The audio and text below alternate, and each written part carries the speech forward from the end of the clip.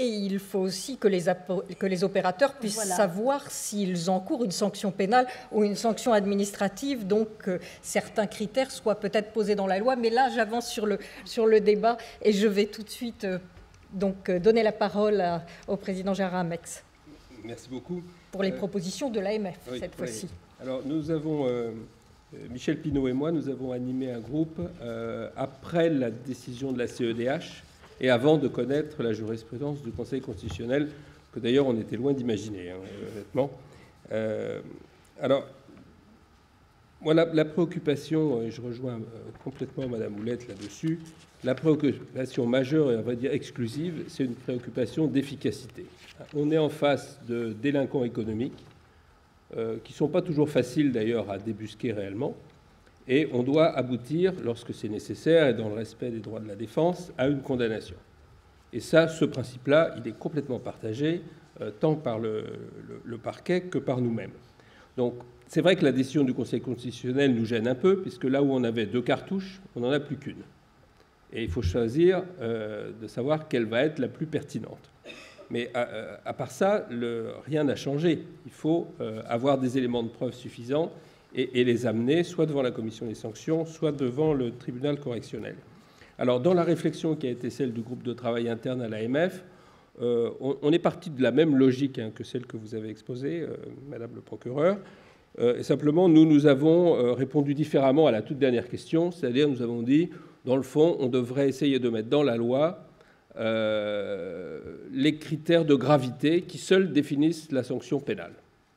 Et donc ça veut dire qu'on répondrait à la préoccupation du Conseil constitutionnel qui nous dit, au nom du principe de la nécessité des peines, vous ne pouvez pas avoir 2 fois la même infraction que vous appelez dans un cas délit d'initié et dans l'autre manquement d'utilisation d'informations privilégiées, mais qui en réalité est exactement la même chose et réprimée pour les mêmes raisons, avec la même solennité pratiquement, avec la même gravité, pratiquement avec les mêmes armes.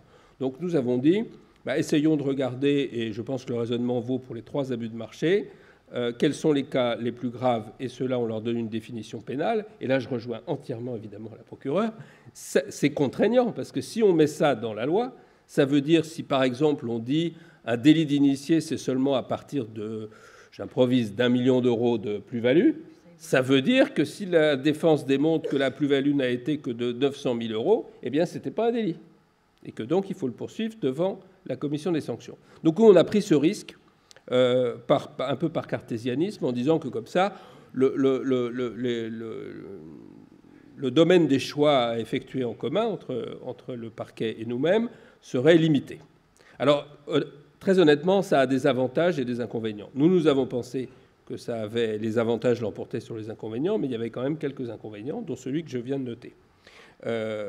Mais cette proposition n'a pas été très bien accueillie en réalité. Je pense que nous sommes à peu près les seuls à la défendre.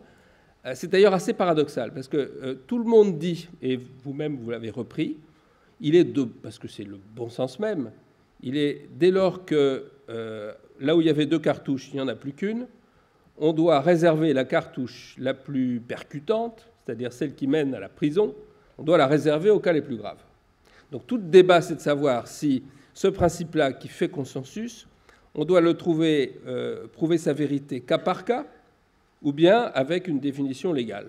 Bon, si on ne veut pas, moi je ne suis pas le législateur, si le législateur et ce n'est pas d'ailleurs la proposition du Sénat, si le législateur ne souhaite pas hiérarchiser dans la loi, à ce moment-là, il faudra que nous fassions cette hiérarchisation au cas par cas, et c'est parfaitement possible. Alors, moi je voudrais ajouter 2 points que je crois absolument majeurs. Le premier, c'est que tout le monde se focalise sur une question qui est à vérité mineure, c'est-à-dire qu'est-ce qui se passe si ces 2 autorités, le PNF d'un côté et l'AMF de l'autre, sont en concurrence, en conflit positif de compétences, comme disent les juristes. C'est une question très passionnante en théorie, qui sera en fait assez rare, et qui est l'arbre qui cache la forêt. Parce que la vraie question, c'est pas ça. La vraie question, c'est qu'est-ce qui est le plus efficace ? Puisqu'on a 2 procédures qui ont chacune leurs forces et leurs faiblesses. La procédure de la commission des sanctions, elle est très percutante d'un point de vue financier, elle est très percutante d'un point de vue délai, elle est sans doute plus sûre juridiquement. Il y a moins de vues de l'accusation. C'est-à-dire il y a moins de choses trappes, de procédures, moins d'interruptions. Par contre, il y a des moyens, tant en investigation que surtout dans le processus de condamnation, on ne peut pas employer. On ne peut pas aller jusqu'à la peine privative de liberté. Ce n'est pas possible. Inversement, la procédure pénale, elle est beaucoup plus difficile juridiquement. Le niveau de preuve est plus exigeant. Surtout, il y a des étapes de procédure multiples et de nombreux, depuis que je fais ce métier, je fréquentais de très nombreux avocats, très très différents, et il m'arrive de parler avec eux off, comme on dit. Eh bien, ils m'ont très clairement expliqué qu'un dossier en commission des sanctions, il fallait aller se défendre assez vite et qu'on n'avait pas beaucoup de moyens d'interrompre la procédure. Il n'y en a pratiquement aucun. Au contraire, lorsque le juge d'instruction travaille, d'abord, il change souvent, il est très occupé, et deuxièmement, on peut l'interrompre en soulevant des difficultés. Donc on a une procédure qui est symboliquement beaucoup plus forte, qui est absolument nécessaire, ça je suis tout à fait d'accord, il est exclu de dépénaliser complètement, d'ailleurs on ne pourrait pas le faire juridiquement, et politiquement ce serait inacceptable. Par contre, il faut réserver cette procédure à des cas où ça vaut vraiment le coup. Parce que si c'est pour uniquement mettre une bonne amende, vite fait, bien fait, il vaut mieux aller voir M. Pinault. Il fera ça très bien, lui-même ou d'autres de ses collègues. Par contre, si on veut mettre quelqu'un en prison, eh bien, il faut avoir un dossier pénal solide. Donc je pense que ça, c'est un sujet beaucoup plus important que celui de l'arbitrage, parce que cette question-là, en fait, nous allons nous la poser, et je dirais que nous nous la posons déjà. Parce que Mathias Guillaumard l'a rappelé, la décision du Conseil constitutionnel, elle a eu un effet immédiat. C'est-à-dire que dès aujourd'hui, le Conseil nous a dit les dossiers en cours, c'est la première poursuite qui a déterminé la compétence. Et il a dit une deuxième chose qui a été beaucoup moins remarquée. Il a dit, dans l'attente de la loi, eh bien, ce sera la première poursuite qui fera foi. Ce qui veut dire qu'aujourd'hui, si je reçois des services de l'AMF en ma qualité de président du collège, un dossier d'abus de marché, eh bien, je le mets en délibération devant le collège ou devant la commission spécialisée. Et dans l'état du droit actuel, je peux ouvrir une procédure de sanction. Si je le fais, eh bien, au terme même de la décision du Conseil constitutionnel, je suis un obstacle, je suis devenu un obstacle à l'action publique. Donc, face à cette situation, nous nous sommes dit, et ça a été délibéré par le collège, ce n'est pas seulement Gérard Ramex qui parle, nous avons dit, nous nous concerterons sur une base purement volontaire, et il y a déjà eu plusieurs cas où on a regardé le dossier, on l'a transmis à Mme Moulette et à ses équipes, en leur disant, est-ce que ce dossier-là vous paraîtrait prioritaire pour vous ou non? Heureusement, jusqu'à présent, vous nous avez répondu non. Alors, si vous ne nous répondez pas non, on va être amené au cas que tout le monde attend, c'est-à-dire cette rivalité entre les deux monstres sacrés de la répression boursière. Bon, je pense... Non, ils sont ni monstrueux ni sacrés, c'était pour la beauté de l'envolée. Mais la difficulté, elle est avant tout celle du choix. Moi, je suis tout à fait prêt à me rallier à l'idée que ce n'est pas forcément, même si on l'a co-signé Michel Pinault, Gérard Ramex, ce n'est pas la seule piste de l'écrire dans la loi. Je pense que c'était sans doute le réflexe le plus naturel et le plus cartésien. Mais si on ne veut pas le faire, on peut parfaitement le faire chemin faisant. Bon, alors maintenant, sur la question de savoir ce qui va se passer si certains dossiers sont revendiqués par les deux. Bon, toutes les solutions sont possibles. Elles sont toutes difficiles en réalité. Et moi, je n'ai pas de religion complètement faite. Si vous me demandez mon avis personnel, je pense que le plus intelligent serait de ne rien faire. C'est-à-dire de dire tout bêtement que comme le Conseil constitutionnel l'a décidé, une compétence supprimant l'autre, eh bien, aucune procédure ne peut être orientée sauf par les deux à la fois. Si on faisait ça, eh bien, ça voudrait dire que si les équipes du parquet et celles de l'AMF voulaient toutes les deux un dossier, eh bien, tant qu'elles ne se seraient pas mis d'accord, il n'y aurait aucune poursuite. Avec ce système-là, vous seriez absolument sûr qu'il y aurait poursuite, parce que comme on est deux autorités de poursuite et qu'on a envie de poursuivre, on serait forcément d'accord au bout de quelques semaines. Si on ne veut pas faire ça, on peut imaginer toutes les commissions. Alors le problème, c'est que chaque fois que je vois une proposition, eh bien, j'ai un juriste qui me dit « c'est inconstitutionnel ».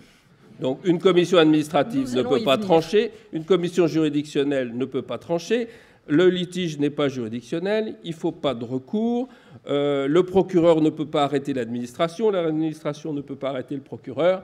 Donc on est comme... je terminerai sur une métaphore de cavalier. On a deux ânes, on a un âne avec deux bottes de foin à égale distance. Qu'est-ce qu'il fait? Il y a deux types d'ânes. Il y a celui qui choisit sa botte de foin et celui qui reste au milieu. Je préfère ne pas rester au milieu. Merci. Je vous remercie.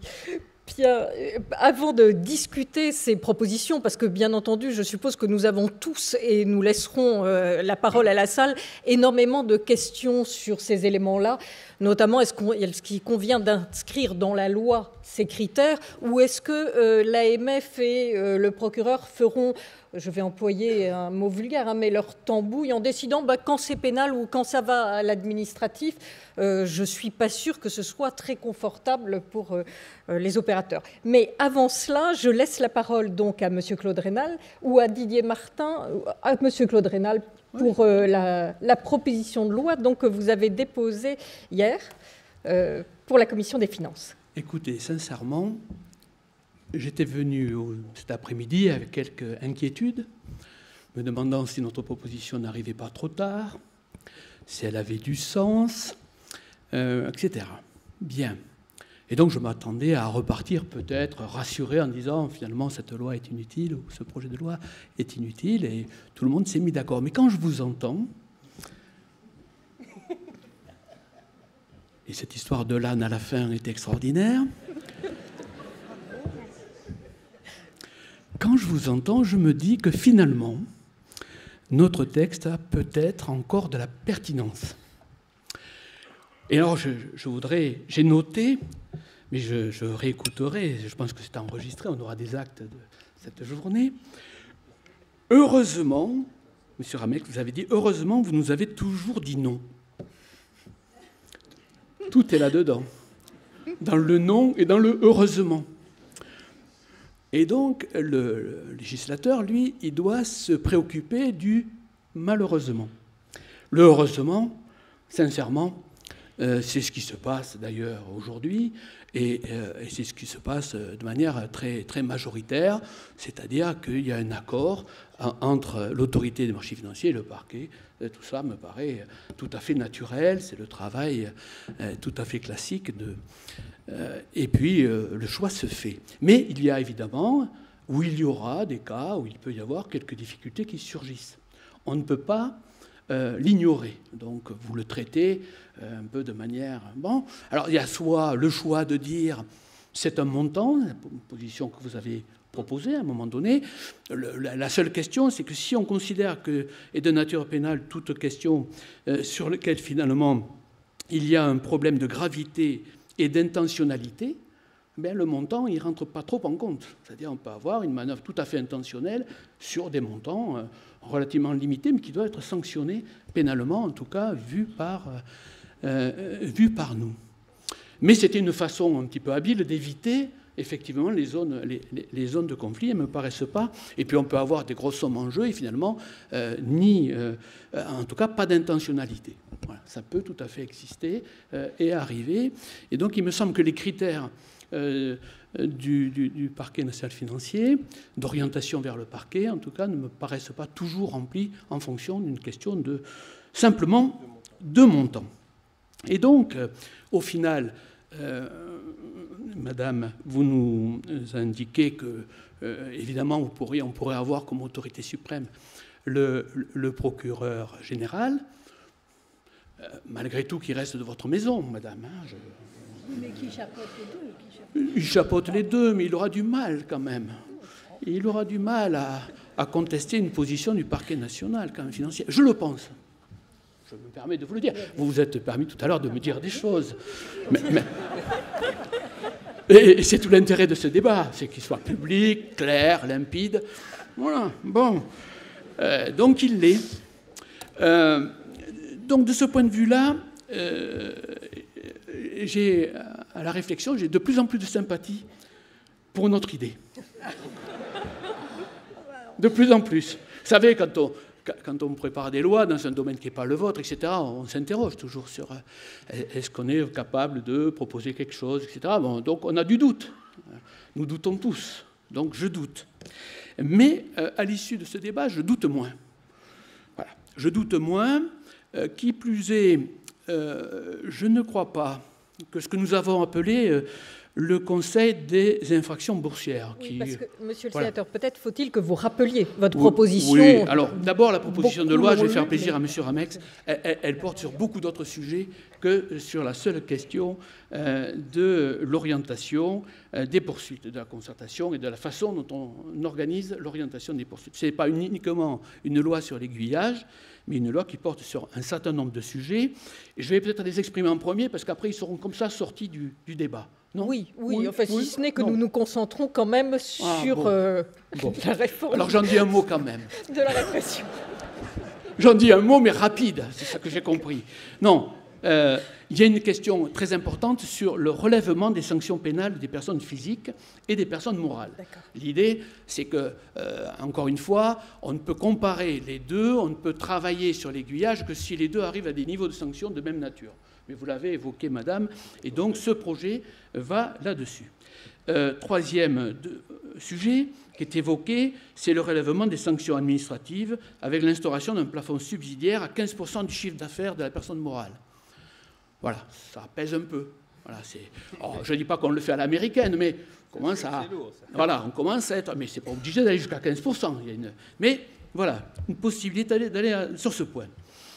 Une extension de la composition administrative de l'AMF aux abus de marché, aux infrastructures de marché. Ça, c'est aussi quelque chose qui n'est pas aujourd'hui possible et sur lequel, mais je vous renvoie à notre texte. Et puis, il y a quelque chose qui est de nature un peu différente sur la protection des lanceurs d'alerte et sur un fonds d'indemnisation, éventuellement, qui pourrait être financé d'ailleurs par une part des amendes. Voilà l'ensemble du projet de loi, de la proposition de loi, excusez-moi, et non pas uniquement une question d'aiguillage. Mais pour revenir sur cette question d'aiguillage, la question est de savoir si on peut avoir donc un conseil des infractions boursières qui finalement en dernière instance oriente vers soit l'AMF ou vers le parquet national financier. Autrement dit, fait le travail que vous proposez de faire au procureur général, madame. Nous proposons donc un conseil qui fonctionnerait, pour les juristes ça parle davantage, un peu comme un tribunal des conflits, quoi. C'est-à-dire avec 3 membres de la Cour de cassation, 3 membres du Conseil d'État, un président tournant, comme le tribunal des conflits, et qui dirait effectivement s'il faut aller vers, lorsqu'il y a une discussion entre les deux parties, si on doit aller plutôt vers le PNF ou vers l'AMF. L'idée, c'est évidemment de créer quelque chose qui ne se réunisse jamais. C'est ça aussi l'idée. C'est-à-dire, ça existe pour dire il y a une structure et une façon de résoudre, mais bien entendu, ça ne doit jamais se réunir, ou de manière extrêmement limitée. Donc l'idée, c'est que l'AMF et le PNF gèrent évidemment l'ensemble des conflits, et pour les 2, 3 affaires qui pourraient intervenir, ce qui durait une discussion, ce conseil pourrait se réunir. Alors la question est de savoir si finalement il serait insusceptible de recours. Parce qu'effectivement, la question, c'est que s'il y a un aiguillage, il doit être insusceptible de recours. Donc, c'est une question qui va sans doute, si notre texte prospère un peu, intéresser tous les grands spécialistes, et donc on verra des idées dans un sens et des idées dans l'autre. Donc je suis assez rassuré sur ce point. Mais tout de même, il nous semble que c'est possible d'avoir une structure d'arbitrage, donc un conseil des infractions boursières, insusceptible de recours. On considère, en ce qui nous concerne, que c'est un acte qui ne fait pas grief, c'est un acte d'orientation qui ne fait pas grief en soi, et c'est un acte préparatoire. Donc, de notre point de vue, c'est quelque chose qui est donc insusceptible de recours, mais, encore une fois, nous le mettons dans le débat. À partir de là, finalement, sur cette question qui est... Vous avez raison, M. Ramex, je crois que vous êtes d'accord, Mme Moulette, c'est une question un peu seconde. Bon, l'idée, simplement, c'est une fois pour toutes d'avoir une structure neutre, représentée à la fois par la Cour de cassation et par le Conseil d'État, et qui, sur les quelques rares conflit d'attribution qui pourrait ici ou là arriver aurait un avis à donner. Il me semble que c'est quelque chose, en vous entendant cet après-midi, qui a encore toute sa légitimité jusqu'à cette heure-ci. Merci. Je vous remercie. Et M. Ramax demande la parole. Oui, très brièvement sur mon « heureusement ». Pourquoi est-ce que j'ai dit « heureusement » ? Parce que c'est plus facile. Ça veut dire que nous étions d'accord, ça veut dire que le parquet considérait que c'était des dossiers qui devaient être poursuivis, mais que la flèche pénale n'était pas forcément la meilleure et ne s'imposait pas. Si on était dans le cas où, malheureusement, on aurait considéré tous les deux que c'était de notre compétence, qu'est-ce que j'aurais fait ? Et qu'est-ce que je ferai demain, parce que ça peut se produire avant l'été? Eh bien, j'aurais réuni le collège dans son ensemble pour l'informer de la position du parquet, de ses arguments et de la qualité de notre dossier et des raisons. Et j'aurais eu la charge de lui faire la proposition, soit de nous ranger aux avis du parquet national financier, soit de vouloir maintenir notre position. Si je vous donne le fond de ma pensée, je pense que, moi je crois beaucoup à la collégialité, j'essaye de la faire vivre le mieux possible. Je pense qu'un collège tel qu'il est composé aujourd'hui hésitera énormément avant de décider de poursuivre proprio motu en privant la justice pénale de sa compétence. Il faudrait vraiment qu'on ait des arguments extrêmement forts. C'est pour ça que mon heureusement était dans le mouvement de mon exposé, mais je ne crains pas cette situation et je voulais clarifier ce point. Et c'est pour ça que je pense que si le législateur ne tranchait pas, eh bien, entre le parquet et la collégialité de l'AMF, je suis sûr qu'il y aura un accord en quelques semaines sur tous les dossiers. Bien. Écoutez, je crois qu'il est temps de lancer la discussion là. Il nous reste une demi-heure, à la fois pour les questions de Mathias Guillaumard et de Didier Martin, et également pour les questions de la salle. Alors c'est formidable parce qu'il y a un consensus. Il y a un consensus qui se fait sur deux points. Le premier, c'est que les voies radicales sont écartées. On ne veut pas du tribunal des marchés financiers. Visiblement, le tout pénal ne convainc pas non plus. Et l'idée de faire de l'AMF un parquet spécialisé est écartée aussi. Madame le procureur, vous nous dites que ça n'est pas possible, mais en fait, si on lit bien l'article 1er du Code de procédure pénale, que je dois avoir sous les yeux, il est quand même dit que l'action publique pour l'application des peines est mise en mouvement et exercée par les magistrats ou par les fonctionnaires auxquels elle est confiée par la loi. Donc, il y a d'autres possibilités que le parquet et les magistrats. Mais, bon, donc ces voies qui ont le mérite de la clarté, mais qui sont, c'est vrai, radicales, sont écartées, et le consensus se fait sur un partage. Alors, sur un partage avec ou non aiguillage, finalement, parce qu'il me semble qu'il y a 3 points qui sont essentiels. Le premier point, c'est celui des champs de compétences. Autrement dit, est-ce que l'AMF et le juge pénal sont compétents pour les mêmes faits, pour les mêmes infractions? Si c'est le cas, c'est-à-dire comme aujourd'hui, finalement, avant la décision du Conseil constitutionnel, à ce moment-là, l'aiguillage sera procédural, et uniquement procédural. Les critères de distinction ne seront pas inscrits dans la loi. Deuxième possibilité, les domaines se recoupent. Si les domaines se recoupent, l'AMF a une compétence de principe, c'était un peu ce que vous proposiez, je crois, dans votre rapport, et le juge pénal n'est compétent, en revanche, que pour certains délits dont les caractères objectifs sont définis dans la loi. Il est compétent pour tout délit, mais les délits n'existent que si on est dans certains cas. On est d'accord. Et dans le troisième cas, on pourrait imaginer que les domaines de compétence s'excluent, que le juge pénal n'est compétent que pour certains délits dont les caractères objectifs sont définis dans la loi, et que l'AMF a une compétence résiduelle pour les manquements, donc qui ne présentent pas de caractère objectif. Donc la première question est en effet celle du champ de compétence. La deuxième et celle des critères de distinction. Et ça, c'est une question qui se pose, quel que soit le champ de compétences que l'on retienne. Donc, est-il possible de distinguer les manquements des délits par des critères objectifs, ou plutôt les délits des manquements par des critères objectifs précis? Quels pourraient être ces critères? Et enfin, la troisième question, et c'est la question sans doute, vous le dites, la moins intéressante, c'est-à-dire qui ferait l'aiguillage en dernier ressort, si l'on peut dire. Alors, est-ce que ce serait le procureur général près la cour d'appel? Et on comprend bien que cette position a du sens lorsqu'il s'agit de départager le procureur national financier et les autres procureurs, puisqu'elle s'appuie, si on se réfère à la décision du Conseil constitutionnel sur l'article 35 du Code de procédure pénale, c'est-à-dire sur la fonction même de coordination du procureur général, qui existe moins là entre l'AMF et le PNF. Ou alors c'est une commission juridiction, un conseil proposé par le Sénat, soit c'est une commission ad hoc, c'est ce qu'avait proposé le Club des juristes, soit encore c'est le premier qui tire. Donc sur ces trois éléments-là, sur ces trois questions, j'ouvre la discussion. Mathias Guillaumard, est-ce que vous voulez commencer ? Je ne vais pas dire grand-chose de plus que ce que vous venez de formuler sous forme interrogative, parce que je rebondis sur votre première question, c'était celle que j'avais envie de poser. De toutes les propositions qui sont faites pour répondre aux besoins qu'appelle l'exécution de la décision du Conseil constitutionnel, je n'ai entendu que des schémas ou des propositions qui sont sur le terrain procédural. Mais je reviens sur ce que je disais tout à l'heure. Sauf la vôtre, alors, pour partie, oui. Le problème maintenant, c'est de savoir ce que c'est qu'une sanction de même nature, ou au contraire une sanction distincte.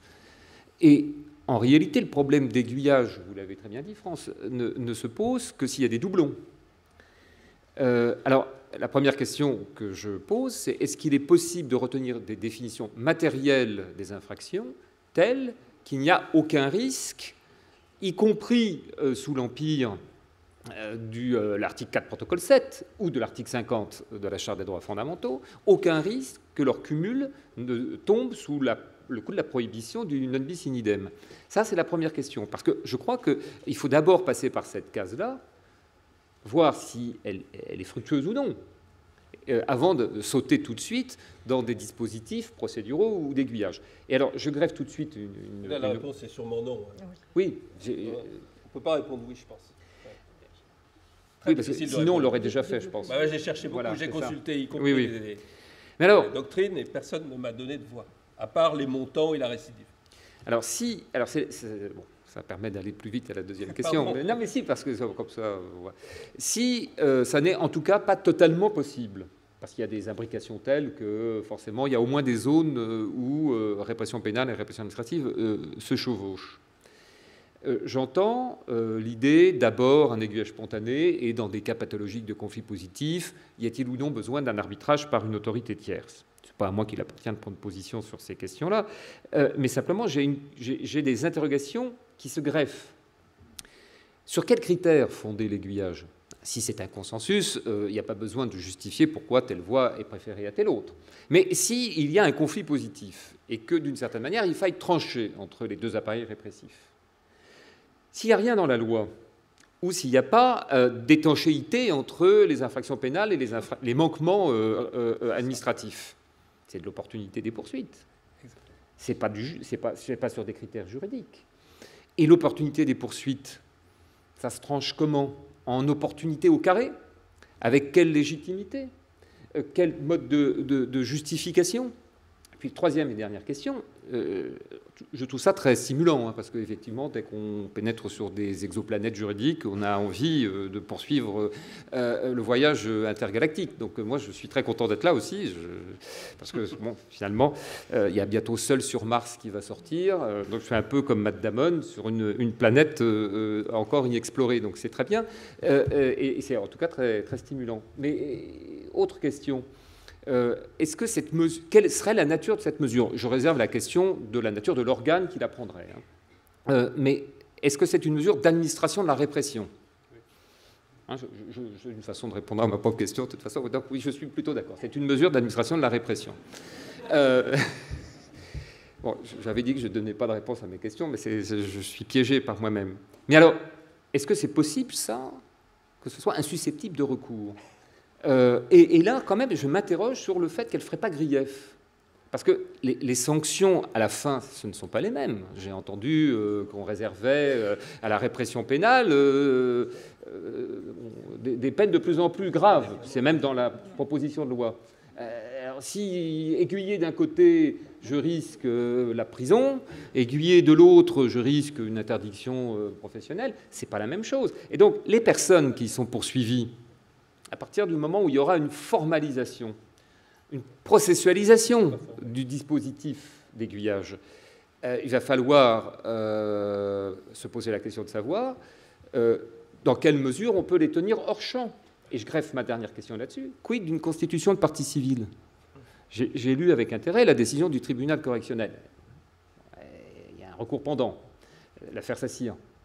C'est bien parce qu'il y a une constitution de partie civile que la question s'est posée. Il y avait eu un aiguillage spontané dans cette affaire-là. Il n'y avait pas de problème. Les gens étaient d'accord. Enfin, les gens, c'est-à-dire le parquet financier et l'AMF, vous étiez mis d'accord. Mais la victime, elle s'est constituée partie civile. Après, le tribunal correctionnel a cru devoir juger ce qu'il a cru devoir, et c'est certainement pas moi ici qui dirais quoi que ce soit sur ce que je pense du dispositif de son jugement. Mais enfin,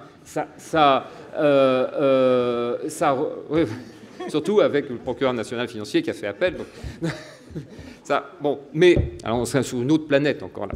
Mais ça serait tout à fait illégitime et incongru de prendre position. Mais ça reflète cette affaire-là, le risque que pose l'éventuelle constitution de partie civile. Alors, le Conseil constitutionnel a pris parti dans une décision de 93 sur l'interdiction de se constituer partie civile devant la Cour de justice de la République. Donc, on peut toujours imaginer des réponses, etc. Mais enfin, avant d'imaginer des réponses, il faut se poser des questions. Alors, moi, j'en ai donc plusieurs.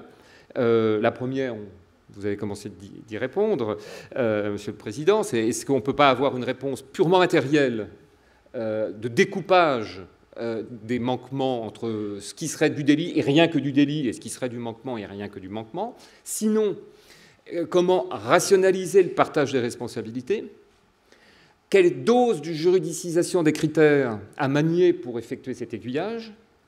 Quelle autorité éventuellement à mobiliser pour trancher un conflit positif? Et à ce moment-là, sur quels critères? Un peu juridique? Pas du tout, que de l'opportunité? En quelle forme? Avec quelle place pour la victime potentielle, enfin la personne poursuivie, susceptible de l'être, pour contester éventuellement cet aiguillage, ou pour pouvoir ou ne plus pouvoir se constituer partie civile. Bien, question très stimulante. Je crois que Gérard Mex et Claude Rénal veulent vous répondre tout de suite. J'ai dit tout de suite non quand vous avez dit est-ce qu'on peut se séparer. Je voudrais nuancer cette réponse parce qu'il y a une manière, mais elle serait catastrophique. Il y a une manière, c'est de dire tout ce qui est abus de marché est pénal et exclusivement pénal. Si vous faites ça, vous vous ramenez à la situation qui était celle de la COB avant 1989, c'est-à-dire que les services d'enquête de la COB faisaient des rapports sur des délits d'initiés et les transmettaient au parquet. On peut se ramener à cette situation-là. Le seul problème, c'est est-ce que le parquet national financier, avec les nouveaux moyens qui lui ont été donnés, et surtout derrière les juges d'instruction du pôle financier et le tribunal correctionnel, est capable d'écluser les dossiers qui aujourd'hui passent devant la commission des sanctions et de faire au moins aussi bien. Je pense que la réponse est non. Donc, c'est pour ça que nous avions pensé, et vous l'avez parfaitement compris, on avait pensé, nous, avec Michel Pineau et notre groupe de travail, à proposer une frontière par les montants, tout en disant que la compétence de l'AMF était générale. Pourquoi? Parce qu'on avait pensé à des cas où on serait au-dessus du plafond et donc compétence de principe pénal, mais où après en avoir conféré avec le parquet nous dirait qu'il n'était pas si à l'aise que ça, parce qu'il y a des tas de raisons juridiques qui faisaient que son action pourrait ne pas réussir, alors qu'on avait plus de chance en administratif du point de vue de la répression. Moi, je suis un répressif, par construction. Je suis autorité de poursuite, donc j'essaye de poursuivre. Donc voilà. Alors, deuxième remarque, je pense qu'effectivement, c'est une question de pure opportunité. Et l'idée de dire que c'est une instance juridictionnelle qui va trancher cette question d'opportunité est quelque chose que je n'arrive pas à comprendre. C'est une question d'opportunité. Il faut savoir, du point de vue de l'accusation, ce qui a le plus de chances de réussir. Une procédure pénale ou une procédure administrative, compte tenu des objectifs que l'on poursuit.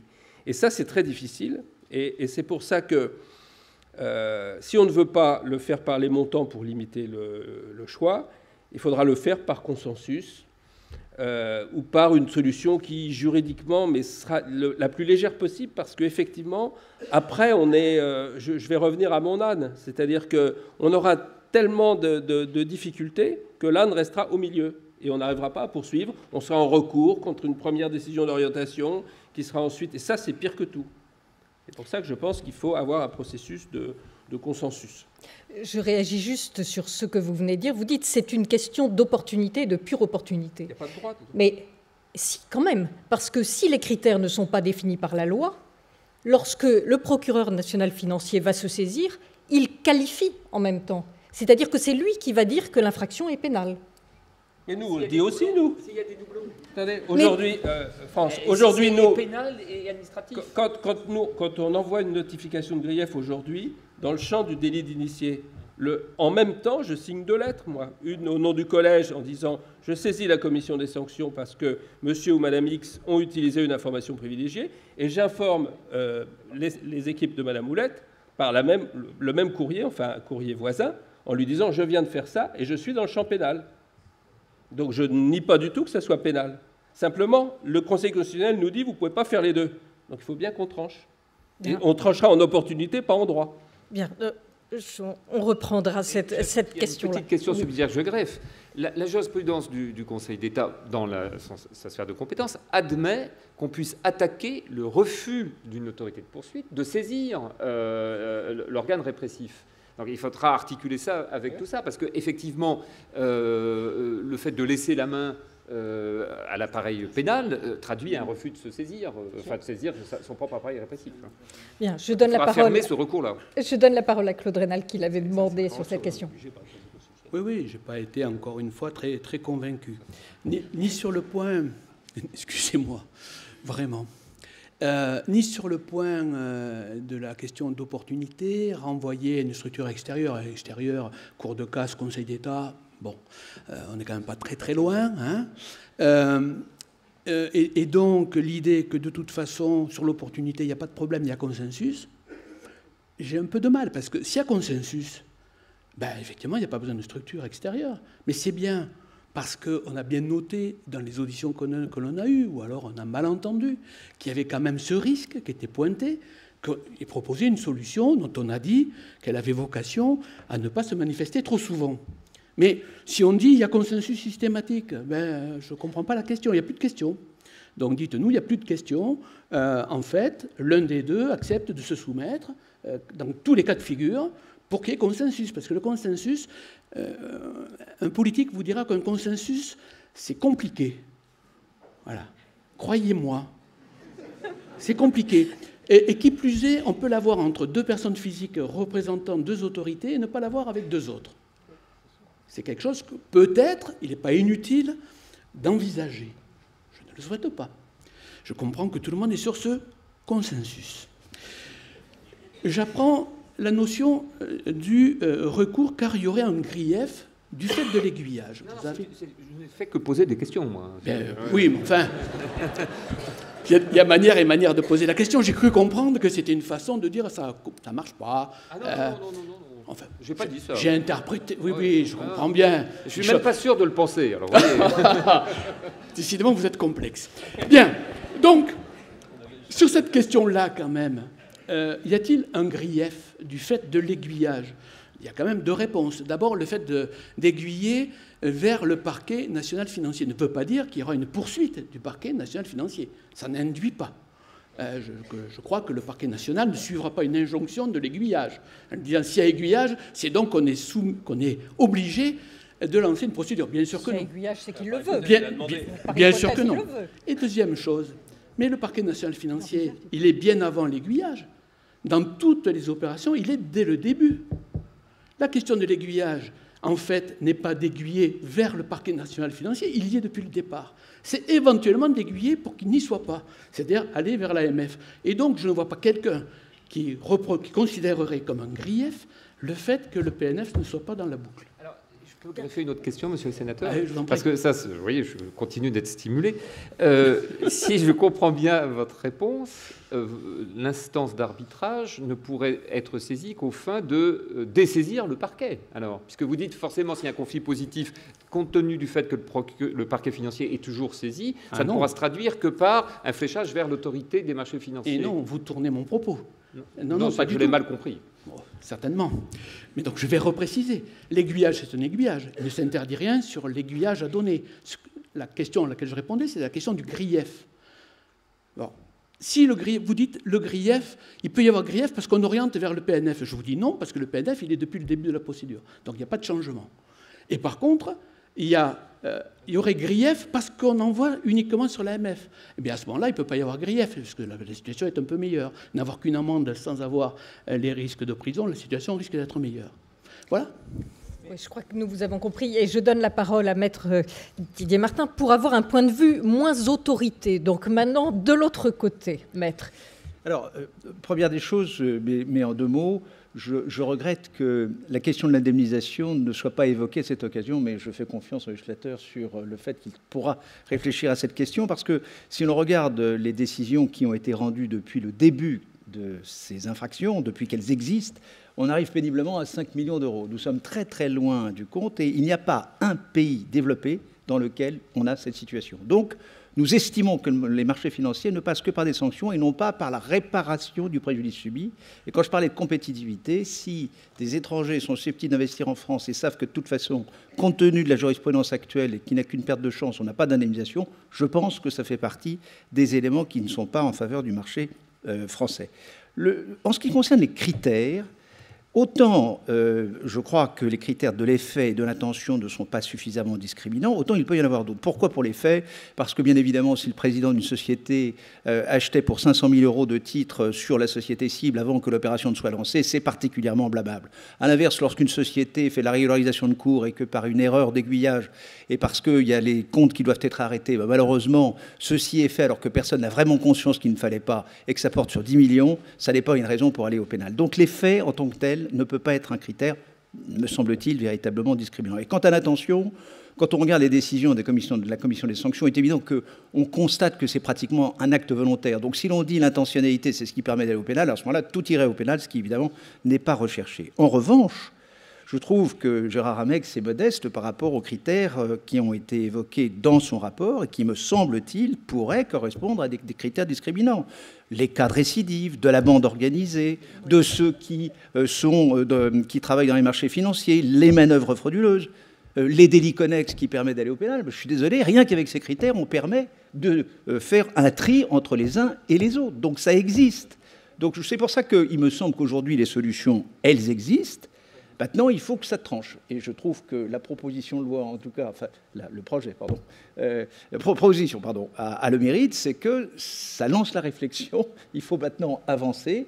Et je crois aujourd'hui qu'il existe effectivement des critères de choix. Ils ont été explicités dans le rapport de l'AMF. Et dernier point, ces critères, au bout du compte, me semble-t-il, sont nécessaires. Parce que autant, c'est vrai, il y a un énorme avantage d'avoir du pragmatisme au dernier moment parce que ça permet de faire du sur-mesure sur le choix, mais on voit bien quels sont les inconvénients. Et surtout, le Conseil constitutionnel, déjà en 2013, s'est prononcé dans une affaire Emmaüs, où, dans le fond, dans une affaire où il y avait des manquements, enfin, des faits qui pouvaient être sanctionnés plus ou moins gravement et avec des différences importantes, le Conseil constitutionnel, si je puis dire, s'est insurgé pour dire qu'il n'y avait pas de raison, il n'y avait pas d'égalité devant la loi pénale, dans la mesure où ce choix pouvait être fait de façon arbitraire et qu'il n'y avait pas de critères suffisamment pertinents pour que cette égalité soit assurée. Eh bien, dans cette hypothèse, s'il n'y avait pas de différenciation faite dans les textes, on pourrait avoir une discussion de même nature, car si les textes sont les mêmes et que l'on choisit une voie plutôt qu'une autre, on pourrait être dans une situation comparable. Bien, je vous remercie, Maître. Il nous reste 10 grosses minutes pour ouvrir la discussion. Je suis sûre que beaucoup d'entre vous ont des questions sur les aspects soit constitutionnels, soit pragmatiques des solutions qui ont été envisagées. Donc, je vous donne la parole. Monsieur Prada, au premier rang.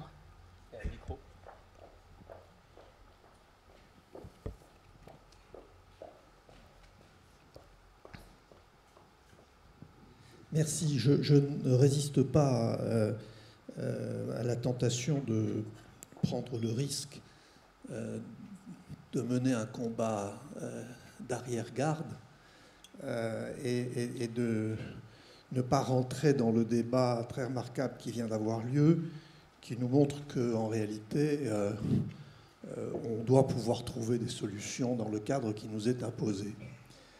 Mais pourquoi acceptons-nous que ce cadre nous soit imposé? Et je reviens à ce qu'a dit Mathias Guillaumard au début de son propos et aux commentaires qui ont été faits par Didier Martin sur ce qui se passe dans d'autres pays. Je trouve personnellement que la France cède de manière surprenante à ce qui est en train de devenir un gouvernement des juges. Et que ce qui nous retient aujourd'hui et qui porte sur le problème, somme toute relativement précis, des manquements ou des délits boursiers, porte en germe une problématique beaucoup plus générale d'organisation de notre système répressif tous azimuts. Les arrêts auxquels vous avez fait allusion tout à l'heure mettaient en cause la fiscalité et l'urbanisme. Et je n'arrive pas à comprendre pourquoi ce problème n'est pas pris en considération de manière plus synthétique. Je ne suis absolument pas convaincu par le bien fondé des raisonnements de la Cour européenne des droits de l'homme et de la Cour de justice qui semble s'aligner sur elle. Et je voulais le dire parce que je pense que nous allons mettre en place des systèmes, ils fonctionneront finalement. Mais nous acceptons une déstabilisation assez profonde d'un équilibre qui comportait des imperfections auxquelles on pouvait apporter remède, mais qui avait le mérite d'exister dans la plupart des grandes démocraties. Et il est assez étonnant qu'aucune d'entre elles n'ait pris l'initiative de se mettre d'accord avec les autres pour mener une action internationale qui limite un peu ce que je considère être le gouvernement des juges. Je vous remercie. Ce n'est pas une question, Monsieur le Président, donc ça n'appelle pas de réponse. Pourquoi? Je vais te dire pourquoi. C'est parce qu'il n'y aurait que la CEDH. Déjà un problème. Déjà, la décision de la CEDH nous posait beaucoup moins de problèmes que la décision du Conseil constitutionnel. Mais maintenant, l'obstacle à franchir, il est bien pire, puisqu'on a le Conseil constitutionnel, donc déjà, en droit français, c'est terminé. Il n'y a aucune autre autorité ne peut dire l'inverse. Et comme l'a très bien dit Mathias Guillaumard, si le Conseil constitutionnel a fait ça, c'est pas seulement à cause de la CEDH, c'est parce qu'il y avait la Cour de justice des communautés européennes. Donc moi, sur le fond, je pense que ce n'est pas une très bonne solution. Je préférerais avoir les deux voies, d'autant que tu as entièrement raison de dire que ça se pose dans d'autres compartiments du droit. J'ai fait un moment du droit de la santé pour l'expiation de mes péchés dans une vie antérieure, et on avait des sanctions de l'ordre des médecins ou de l'ordre des dentistes et des sanctions pénales. On a la fiscalité, on va avoir des tas d'autres. Mais on n'a plus le choix. Le train est passé, là. Madame Rakhmadou.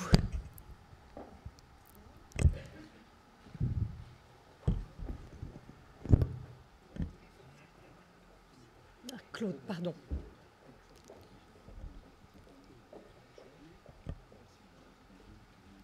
Merci. Je vais revenir à des questions beaucoup plus terre à terre après les visions beaucoup plus générales de Monsieur le Président Prada. D'abord, merci à Maître Martin d'avoir relevé que dans le rapport du groupe de travail de l'AMF, il n'y avait pas seulement les deux critères d'intentionnalité et de gravité. Nous avons quand même réfléchi et je pense qu'une définition distincte avec une qualification tantôt de manquement, tantôt de délit, permettrait de résoudre quand même beaucoup plus de problèmes. Mais c'est vrai, comme l'a dit aussi Gérard Ramex, cette proposition n'a pas eu beaucoup de succès. Je ne comprends pas pourquoi, parce que ça quand même, elle aurait quand même bien des avantages.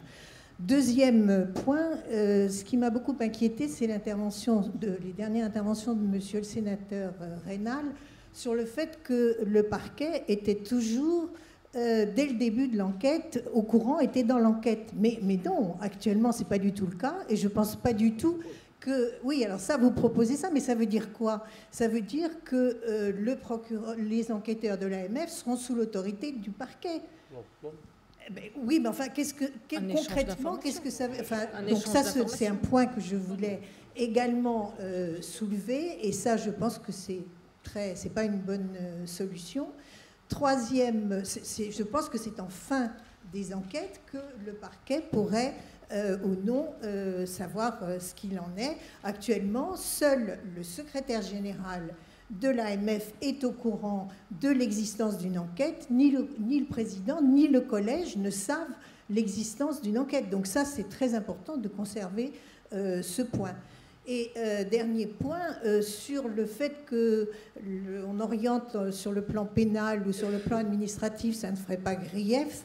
Alors là, je trouve ça quand même tout à fait étonnant. Alors actuellement, ça ne fait pas grief, effectivement, parce que le juge pénal intervient 5 ou 6 ans après les faits et ne prononce jamais de peine ferme d'emprisonnement, se contentant de prononcer. Donc actuellement, ça ne fait pas grief.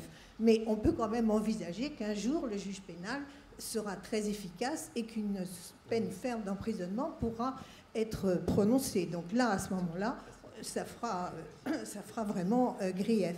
Et enfin, dernier point, mais M. Guyomard vient de le relever, c'est très beau toutes ces opérations d'aiguillage, mais il y a quelqu'un qui va faire dérailler tout, c'est la victime avec sa constitution de partie civile. Parce que est-ce que le Parlement, est-ce que le Sénat est prêt à écrire un texte selon lequel la partie civile ne pourra pas se constituer et mettre en mouvement l'action publique?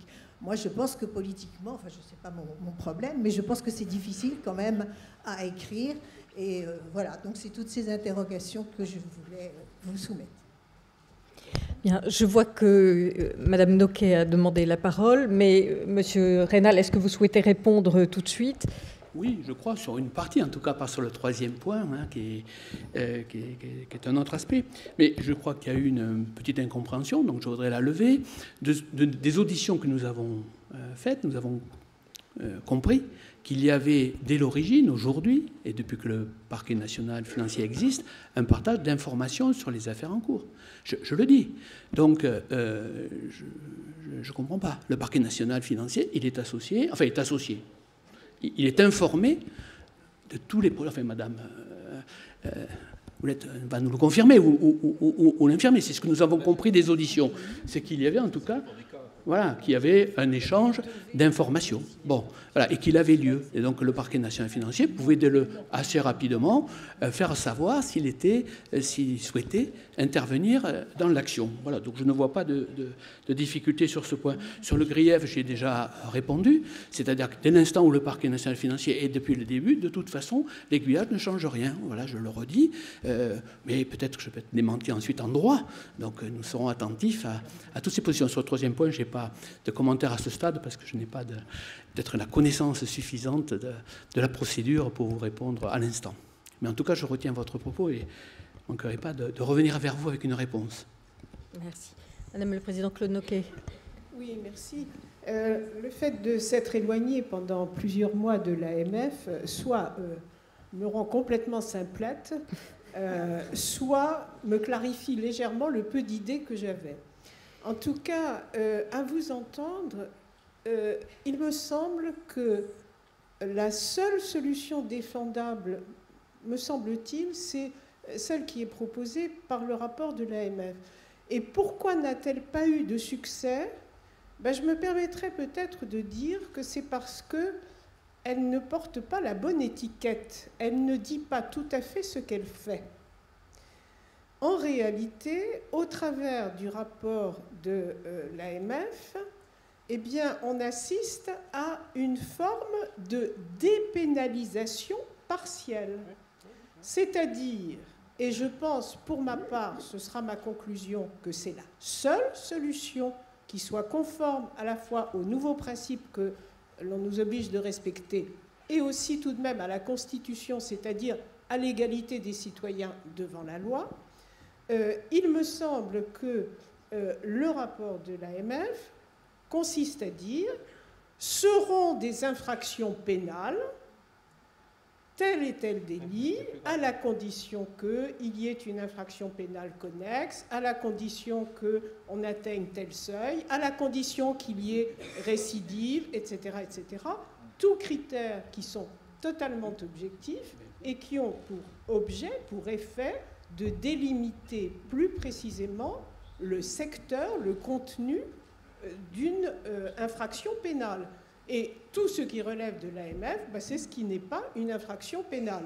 Auquel cas, on n'a évidemment plus de problème, puisqu'on caractérise soit une infraction pénale, et c'est le juge pénal qui est compétent, soit un manquement, et c'est l'AMF qui est compétente. Et c'est amusant parce que j'ai le souvenir, il y a bien des années, lorsque nous discutions de ce genre de problème, que nous avions même imaginé qu'après tout, au sein des abus de marché, on aurait pu aussi, c'était une autre démarche, qui je pense est moins satisfaisante, mais qui avait au moins un mérite, qui était celui de la simplicité. On pouvait soutenir que la manipulation de cours, par exemple, est une infraction typiquement boursière. Pour en avoir un peu l'expérience des deux côtés de la... Non pas de la barre, toujours du même côté de la barre, mais du côté du juge pénal et du côté du juge AMF, j'ai constaté que les manipulations boursières, d'abord il y en a relativement peu, et c'est vraiment, excusez-moi de cette trivialité, mais c'est du boulot du juge de l'AMF, la manipulation de cours, beaucoup plus que du juge pénal. À l'inverse, on pourrait considérer que le manquement d'initié, par les impacts qu'il a sur la morale du marché et sur les préjudices qu'il cause, etc., pourrait ne relever que du juge pénal.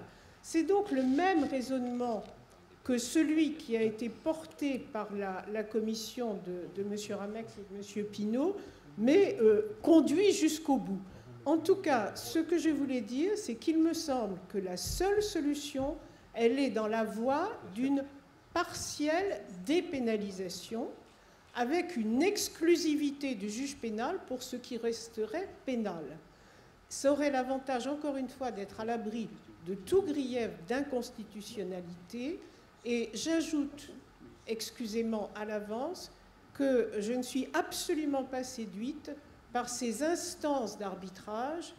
Il est vrai qu'actuellement, l'arbitrage n'a pas toujours bonne presse, mais par ces instances d'arbitrage qui seraient soit le procureur général de Paris qui n'a aucun titre à arbitrer vis-à-vis de l'AMF, soit une commission ad hoc qui arbitrerait comment? En opportunité, elle n'a aucun titre à le faire. Donc je pense qu'il faut absolument éviter ce recours à un arbitrage quelconque, mais plutôt faire une partition juridique entre ce qui relève de l'AMF et ce qui relève du parquet financier, toute la discussion étant où place-t-on le curseur? Merci.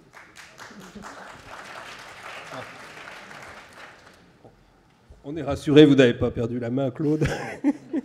Si je peux me permettre de vous répondre sur ce que vous êtes allé vraiment au cœur du sujet, et on a énormément travaillé sur ces points-là. Dépénalisation partielle, alors on n'a pas employé le mot, mais la réalité est là, mais on est complètement dans l'ambiguïté, parce que pourquoi on a toute cette démarche? C'est parce qu'on nous a expliqué depuis longtemps que nous, autorités administratives, on faisait du parapénal. Donc si on fait du parapénal et qu'on met des grosses amendes, effectivement, c'est un peu artificiel de dire que du fait que ça ne passera pas devant le tribunal correctionnel, c'est plus du pénal. Je veux dire qu'il y a des gens qui sortent de la commission des sanctions avec une sanction publique et une grosse amende. Effectivement, ce n'est pas pénal, mais c'est une sanction lourde. Donc c'est un choix politique à faire. Ça, c'est la première chose. Et donc nous sommes allés résolument, et Martine Rachmadou a bien dit qu'effectivement les critères sont... moi, je suis allé au plus gros. C'est vrai que c'est le montant principalement. L'intentionnalité et le montant, mais il y a d'autres critères, notamment le fait d'agir en bande ou le fait d'agir en récidive, qui pourraient contribuer à définir le délit. Donc, on a ce choix à faire. Il n'est pas facile. Alors, il n'est pas facile aussi pour une autre raison, qui n'a pas du tout été évoquée dans ce débat, mais que les spécialistes du parquet connaissent très, très bien comme nous, c'est qu'il y a un certain nombre d'actes de procédure et d'investigation qui nécessitent qu'on soit dans le cadre de la poursuite d'une infraction pénale. Et deuxièmement, quand on décide ces investigations, on ne connaît pas ni le montant, ni la récidive, on n'en a pas la preuve par définition. Donc si vraiment on allait dans le sens, le législateur décidait finalement d'appliquer notre rapport, Michel, eh bien il faudrait qu'on prenne un certain nombre de précautions pour ne pas de temps en temps se dire, tiens, tel acte de perquisition, par exemple, on ne peut pas le demander au juge parce qu'on n'est pas sûr d'être dans le cas d'un délit. Il faudrait qu'on ait l'autorisation d'aller. Donc c'est une solution qui est assez logique, c'est pour ça que moi je l'ai défendue. Elle nous évite beaucoup de difficultés derrière. Dans l'exécution, c'est pas facile non plus. Alors on pourrait aussi, sur le délit d'initié, on y avait songé, hein. La grosse objection de dire, par exemple, la manipulation de cours, c'est purement administratif, parce que c'est vrai que c'est hyper technique, très très difficile, ça demande vraiment une jurisprudence hyper spécialisée. Inversement, le délit d'initié, c'est un cousin germain dérivé de l'escroquerie. Donc on pourrait le réserver au pénal. L'inconvénient, c'est que ça fait beaucoup de dossiers qui ne sont pas tous passionnants et pour lesquels l'arme pénale est un peu lourde. Donc c'est toutes ces raisons qui font qu'on a du mal à aller dans ce sens-là. Et que nous n'avons pas vraiment convaincu jusqu'à présent. Mais on ne perd pas quand même espoir complètement. Quant à la manipulation de cours, il me semble que c'est exclu aujourd'hui, au regard de la directive pénale, de la sortir du champ pénal. Enfin, je ne veux pas entrer là-dedans. C'est pas. Nous n'en rentrons pas. D'accord. Il y a deux formes de manipulation. La directive dit manipulation par l'information ou par les techniques d'ordre, et Claude parlait par les techniques d'ordre. Donc on pourrait à la rigueur défendre que par les techniques d'ordre, c'est l'administratif, et que l'autre forme de manipulation, et que ça correspond à la directive. Moi, je veux pas... Bien, nous ne rentrons pas dans... Il faudrait défendre un peu, quoi, mais ça peut passer. Je crois qu'il y a une dernière question. On peut prendre peut-être une dernière question. Monsieur. Oui. Maître. Vous m'entendez? Oui. Oui. Ma question porte sur les prestataires de services d'investissement, parce qu'ils sont un peu les oubliés de la décision du Conseil constitutionnel, dans la mesure où les recours formés contre les décisions de l'AMF les concernant ne sont pas portés devant la Cour d'appel de Paris, mais devant le Conseil d'État. Et dès lors, il y a le quatrième critère n'est pas satisfait. Bon.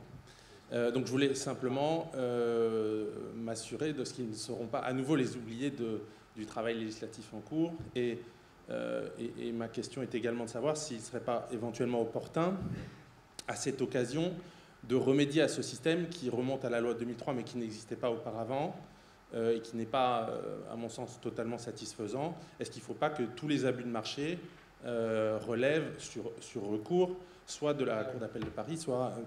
Enfin, dans tous les cas judiciaires, qu'on soit passé par la voie pénale ou par la voie administrative. Merci, Maître. Vaste question. Je crois que Maître Didier Martin avait une opinion sur ce point.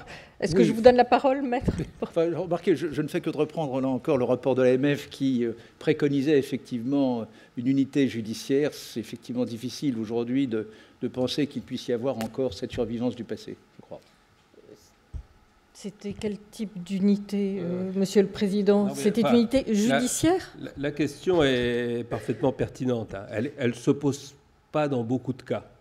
C'est-à-dire pour ceux qui sont un peu moins spécialisés, il s'agit du cas où, dans le cadre d'un contrôle, dans le cadre d'une enquête, on a diagnostiqué un abus de marché et que cet abus de marché est pour partie, enfin l'un des commettants est un prestataire de services d'investissement.